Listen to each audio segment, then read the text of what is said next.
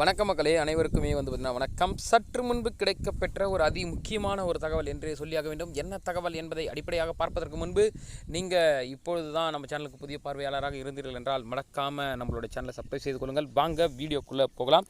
அதாவது தமிழக வெற்றிக் கழகம் காங்கிரசுடன் கூட்டணியாக தற்போது ஒரு பகிரங்கமான ஒரு தகவல் ஒன்று வெளிவந்து கொண்டிருக்கிறது. இதை பற்றித்தான் நாம் இன்று இந்த வீடியோவில் தெளிவாக பார்க்க இருக்கின்றோம். வாங்க வீடியோக்குள்ளே போகலாம். அதாவது பரபரப்பான அரசியல் சூழலில் காங்கிரஸ் கட்சியின் முன்னாள் தலைவர் ராகுல் காந்தியை தவேகா தலைவர் விஜய் அவர்கள் சந்தித்துள்ளதாக தற்பொழுது தகவல்கள் பரவியுள்ளது. தமிழகத்தில் 2026 சட்டமன்ற தேர்தலில் கூட்டணி அமைப்பது தொடர்பாக பல்வேறு கட்சிகளும் தீவிரமாக களம் இறங்கியுள்ள சூழலில் இந்த தகவல் தற்பொழுது சூட்டை கிளப்பியுள்ளது என்றே சொல்லியாக வேண்டும். அதாவது தமிழகத்தை பொறுத்தவரை 2026ஆம் ஆண்டு சட்டப்பேரவை தேர்தல் நடைபெற உள்ளது. இதற்காக எல்லா கட்சிகளும் தீவிரமாக களத்தில் இறங்கி அவங்களோட பணியை தொடங்கியிருக்கிறாங்க. அந்த வகையில் அதிமுக பாஜகவுடன் கூட்டணி அமைத்து தேர்தலை சந்திக்க இருப்பதாக ஒரு பக்கம் தகவல்கள் வெளியிருந்து கொண்டிருக்கின்றன. மறுபுறம் ஆளும் திமுக தற்பொழுது உள்ள கூட்டணி கட்சிகளோடு தேர்தலை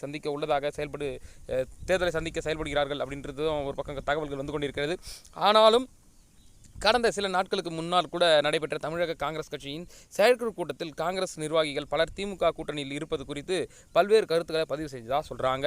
ஆனால் தமிழக காங்கிரஸின் முன்னாள் தலைவராக இருந்த திருநாவுக்கரசர் திமுக கூட்டணியில் நாம் இருக்கின்றோம், ஆனால் அடிமை கிடையாது, காங்கிரஸின் வளர்ச்சிக்காக ஆட்சி அதிகாரத்தில் பங்கு கேட்பதும் நமது உரிமை, கூட்டணி ஆட்சியை வலியுறுத்துவதும் ஆட்சியில் பங்கு கேட்பதும் எப்படி தவறாகும், எதற்காக இதை பற்றி பேச வேண்டும் அப்படின்னு சொல்லிட்டு கேள்விதான் எழுப்பியிருக்காரு.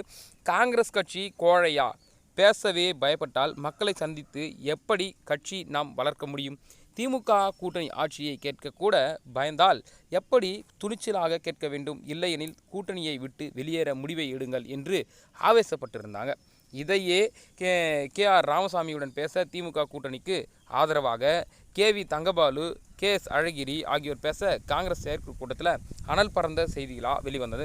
இந்த சூழ்நிலைகள்லாம் இருக்கக்கூடிய வேளையில், அதாவது இப்படி கூட்டணி குறித்தான பேச்சுக்கள் காங்கிரஸ் கட்சிக்கு விவாதத்தை கிளப்பியுள்ள நிலையில் தமிழக வெற்றிக் கழகத்தினுடைய தலைவராக இருக்கக்கூடிய விஜய் ராகுல் காந்தியை சந்திக்க உள்ளதாக தகவல்கள் வெளியாகிருக்கு. இந்த சந்திப்பின் பொழுது கூட்டணி குறித்து பேச உள்ளதாகவும் சொல்கிறாங்க அரசியல் விமர்சகர்கள்லாம். தவேகா தலைவர் விஜய் ஆரம்பிக்கும் போதே ராகுல் காந்தி தன்னுடைய வாழ்த்துக்களை பதிவு செய்திருந்தது குறிப்பிடத்தக்கது.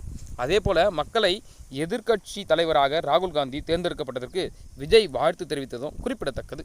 பார்க்கலாம், தவேகா காங்கிரசுடன் கூட்டணி சேர்ந்து தமிழகத்தில் 3வது அணி உருவாகுமா என்பதை. மேலும் இது போன்ற அரசியல் சம்பந்தமான நிகழ்வுகளை உடனுக்குடன் தெரிந்து கொள்ள A to Z உடன் இணைந்திருங்கள். நன்றி, வணக்கம்.